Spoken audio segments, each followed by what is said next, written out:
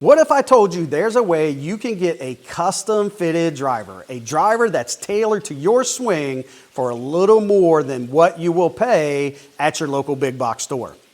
You don't believe me? Then stay with me to the end, because I'm going to share 152 ways a professional club fitter can help you identify your next driver without breaking the bank. Now, I know what you might be thinking. John, there's no way I'm going to be able to get a custom fitted driver built for my swing for less than $900 or maybe even $1,000. And depending on where you go, you will likely see some of those high price tag drivers that we are talking about. But the question remains is, how much better is that $1,000 driver versus that stock $600 driver that you can get tailored to your swing? So not only am I going to help you understand how it can be done, I'm likely going to piss off a lot of people in the industry while doing so. You see, 70% of the club fitting establishments that exist today is truly gold on selling you that $1,000 driver you might not need. The good news for you is that we don't have to agree, nor do we have to condemn this approach. We simply need to understand that there's 30% of the club fitting community that's marching in another direction. So at the risk of upsetting the nationally ranked club fitting franchises of the world, I will take this trade any day of the week if at the conclusion of this video, I can make you a more informed consumer to regain control of the buying process. By no means am I saying that there isn't any value with considering an aftermarket shaft. As the saying goes, you truly do get what you pay for, but I'm a firm believer that there is a time and place where aftermarket shafts make sense. And as the video progresses, we're going to share when those times are deemed appropriate. And here's a little golden nugget for you. If your club fitter takes you straight to the aftermarket wall without trying any stock shaft offerings, there's a pretty good chance you're going to end up in that $1,000 driver. So before you get too deep, just politely ask, are there any stock shafts you can try? So this way, at the end of the fit, you can really evaluate that cost versus performance factor. One of the ways a club fitter is able to help you find that custom fitted stock driver really comes down to multiplying the combinations. To help me illustrate this throughout the rest of the video, I'm going to narrow my focus just to one manufacturer. What's cool about this is once you understand the process and the approach, all a club fitter has to do is wash, rinse, and repeat for all of the other major OEMs, and you're going to quickly see how fast those combinations start to add up without ever having to touch the aftermarket wall. Case in point, if we take a look at all of the featured stock shafts that Titleist has to offer at no upcharge, we end up with 38 possible shafts. Now granted, not every club fitter will have access to all 38 shafts, but the key takeaway is to have access to as many as you can, because as you see in this chart, these 38 shafts has to stretch the gamut. So we have to have shafts catering our slow swing speed players as well as our fast swing speed players. Now we know club head speed is important, but it's not the end all be all. Another important factor we need to consider when picking the ideal shaft is transition. Another way to think about it is, does your swing look more like a smooth Freddie Couples swing, nice and fluid,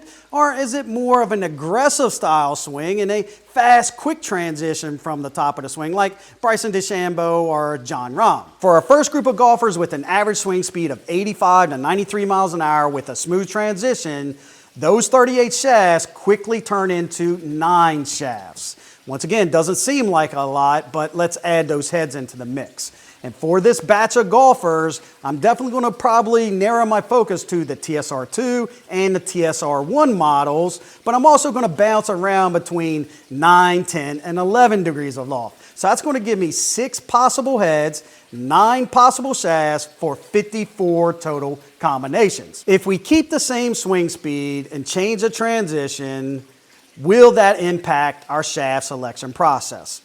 It does. And here's how it gets impacted. Our 9 shafts is now going to look like 13 shafts. And as you can see, we're going to be throwing in some stiffer profiles. I just need to be able to accommodate how hard and how quick you're making that transition. And that's going to allow me to give you a little extra stability.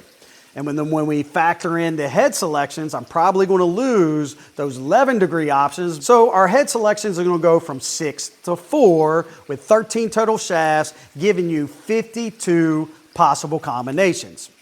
So it really doesn't matter what side of the fence you fall on in regard to transition. There's really 50 different ways to skin the cat. Kick it up a notch and increase that swing speed from 94 to 104 miles an hour with that same smooth transition. Here's how that impacts the shaft selection process. Our 38 shafts now look like 9 golf shafts, and our head selection is a little different as well. We're going to now be looking at the TSR2 and the TSR3 models, and to keep things simple, I'm going to still look at that same 9 and 10 degree lofted options. 11 degrees is probably off the table at this speed because of the spin implication, but I won't rule out that I might want to pull an 8 degree every now and then. But let's just keep it simple, and let's say we got 4 heads to pick and choose from, 9 possible shafts. That's going to give us 36 total combinations. Same swing speed, a little faster transition, increases our shafts from 9 to 16. Factor in the heads, still looking at those same TSR2, TSR3, same 9 and 10 degrees with the occasional 8 degree pull. And I'm going to have 4 total heads, 16 total shafts, 64 possible combinations. There's definitely more than enough options to play around with without ever having to go to the aftermarket wall. So not to bore you to tears with another series of charts, just understand that the next segment of golfers with an average swing speed of 105 miles an hour to 114, there's a pretty damn good chance we are going to want to start to play with some aftermarket shafts. And the simple explanation really does come down to having fewer stock shafts to pick and choose from.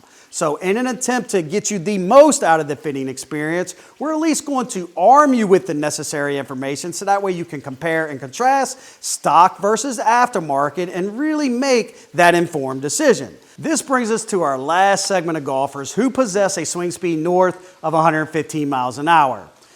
I truly hate to be the bearer of bad news, but at this point, we have no choice but to explore the aftermarket shaft world. And the explanation really does come down to only having 1 to 3 shafts within the OEM stock lineup that would even be a close fit. Unless I wanted to go 80 gram territory, and I could find you that stability you're searching for, but it may come at the decrement of throwing your timing and your tempo off. And this is truly where the aftermarket world can help, because we can stay in that same 65, 75 gram territory, but give you a little better stability that you need to protect those 300-yard bombs and find the fairway. So almost consider it a blessing and a curse, but the likelihood of you walking out of the studio with that low-cost stock-fitted driver, it's just not as likely. In a recent study performed by TrackMan, they indicate that 84% of the golfing population for the average male golfer has a club head speed with their driver ranging from 81 miles an hour to 105 miles an hour. So if you take that information and combine it with what we just shared with you today, there's no damn good reason why anybody that's swinging a driver under 104 miles an hour should ever have to pay anything more than that is what is listed on the manufacturer's website. Well, minus the club fitting fee and any customization you choose to do to that driver, but $600 all day long and twice on Sunday should be a given. So there you have it. We truly hope you found value with the information that we shared with you tonight. And should you find yourself with any questions or comments, please do me a favor. Just leave them in the remarks below, and we'll do our very best to help you find the answers to the questions you're looking for. So until next week, please don't forget to take a look at one of these videos over here, because there just might be a couple golden nuggets that can help you on your golfing journey. So until next time, thanks for watching.